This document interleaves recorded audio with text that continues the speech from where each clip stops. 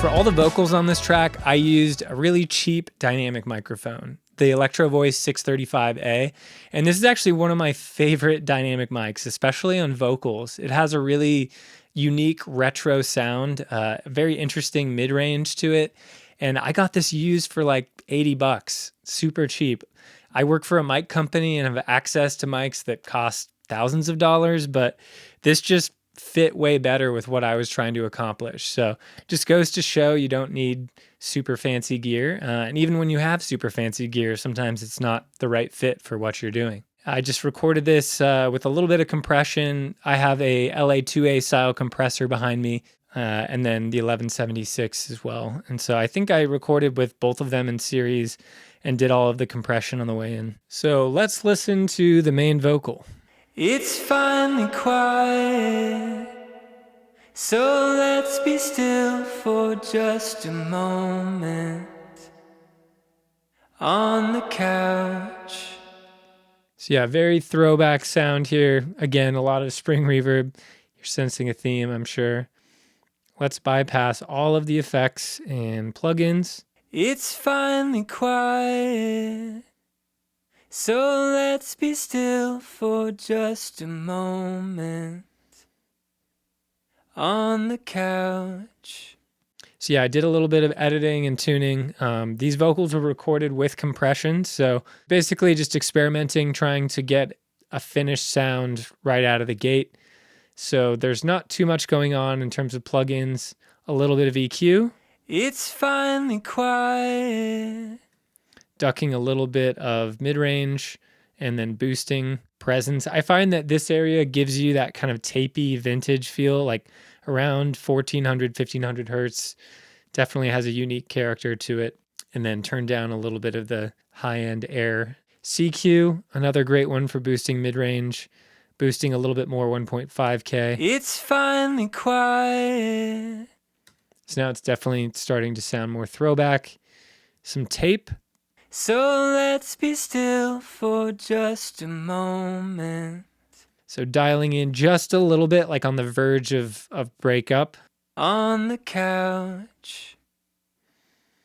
'Cause when the night comes. And then after that, have just a little bit of... We're like a mess of tangled wire. A little bit of dynamic EQ right at 2500 hertz. So this is a common area that gets harsh. So just tucking that in when it starts to get a little bit too much. And then soothe as a de-esser. Gets rid of harshness in the consonants. So it doesn't just turn down the S's or your T's, but it makes them less harsh by pinpointing those really obnoxious resonant frequencies. We're like a mess of tangled wires that needs sorting out. So it does so in a pretty transparent way. One artifact of this dynamic mic is like it had a weird sound on my sibilants. Ultimately, it sounded fine in the context of the track, but in the grand scheme of things, not a big deal. We're like a mess of tangled wires. And then for all of the effects, so you can see them all laid out here, I'm doing some parallel compression to add some more dynamic consistency. I'm doing some spring reverb, of course, a little bit of chamber reverb, delay, a vocal slap, and then vocal width. So width, this is just a really short slap delay with modified times on the left and right, 40 milliseconds and 50 milliseconds. So that's what I use to kind of spread out the vocal. But let's hear all of these one by one. I'm going to add them in. So I'll mute them all and play this back, and then we'll bring them in one at a time. It's finally quiet, so let's be still for just a moment on the couch. When the night comes, we're like a mess of tangled wires. So the delay comes in the chorus, so. With you, I feel so at home.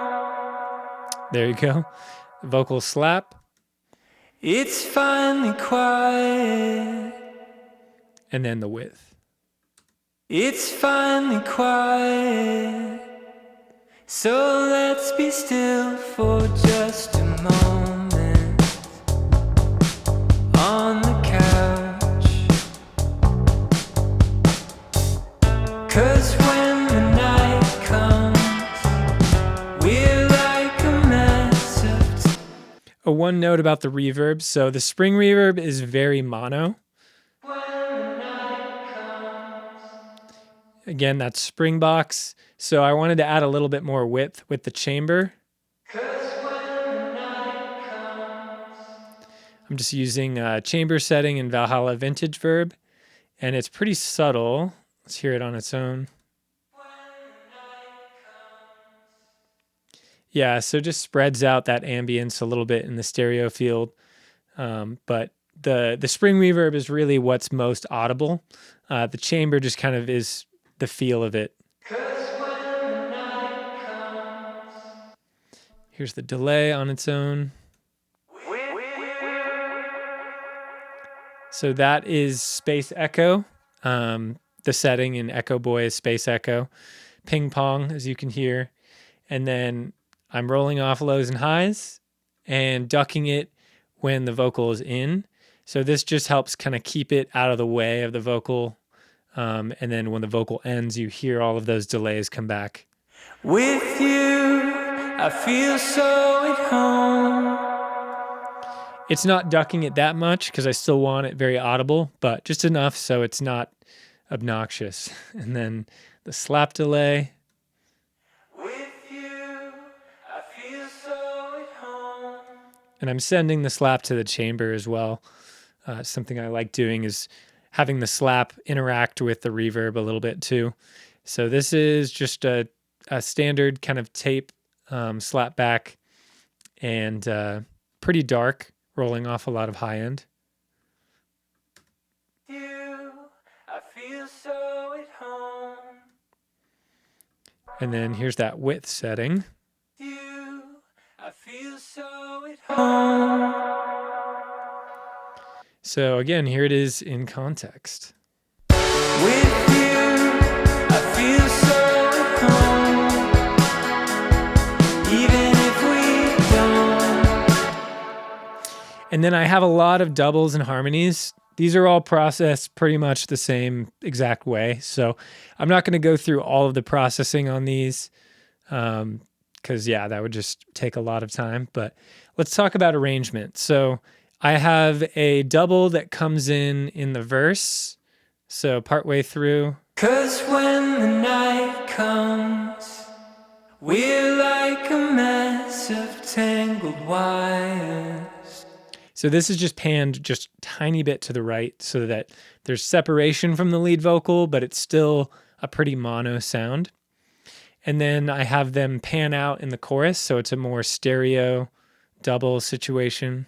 With you, I feel so at home. So now you have the vocals really spreading out across the stereo field so that the chorus feels really big and wide.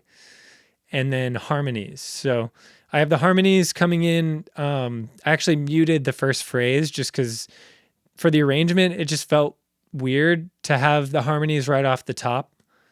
With you, I feel so at home. Even if we don't know where to go. But then they do come in the top of the next phrase. With you, I don't have to hide. So yeah, a lot of these things, you figure it out in context. Like, does it make sense here? Does it not? Should I mute this? So that was a call I kind of made during the mix. And then during the second verse, there's a harmony. Again, panned off a little bit to the right. Soak in the silence.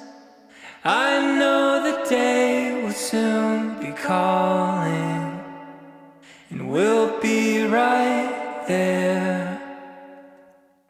And then finally, we have some background ooze. So tons of reverb on these, and these just sit pretty far back in the mix.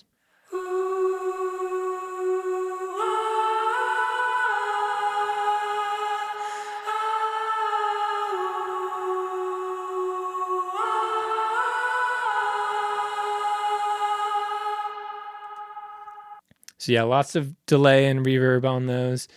And in context, here's what that sounds like. With you,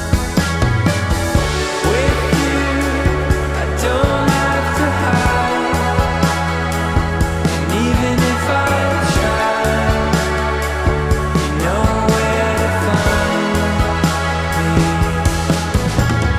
find me. So yeah, very subtle, but just adds a really cool depth to the chorus to have that in there, sort of almost subliminally. And then the last bit of processing is all the vocals go to a bus. I have the Lindell 80. So this is like a kind of like console line amplifier. So it just adds some transformer saturation, similar to what you'd get in a Neve console. And then the Fairchild, I like to use this on my vocal bus. Sometimes it's doing no compression at all. It just is adding harmonics and it makes the vocals just feel a little bit more exciting. They come forward a little bit. So just the vocal bus here, and I'm going to bypass these and then I'll bring them in. With you, I don't have to hide. And even if I try, you know where to find me. So it looks like these are doing about a dB of compression at most. You know, if I'm not doing any compression, it's still adding harmonic color, but it is useful when you want to compress the vocals a little bit, and just make sure that everything stays in place when you have stacks and stacks of vocals, that during the loudest sections, it might take off a dB just to level everything out. And I think that is everything for the vocals. So thank you so much for watching. Again, let me know down in the comments if you have any questions.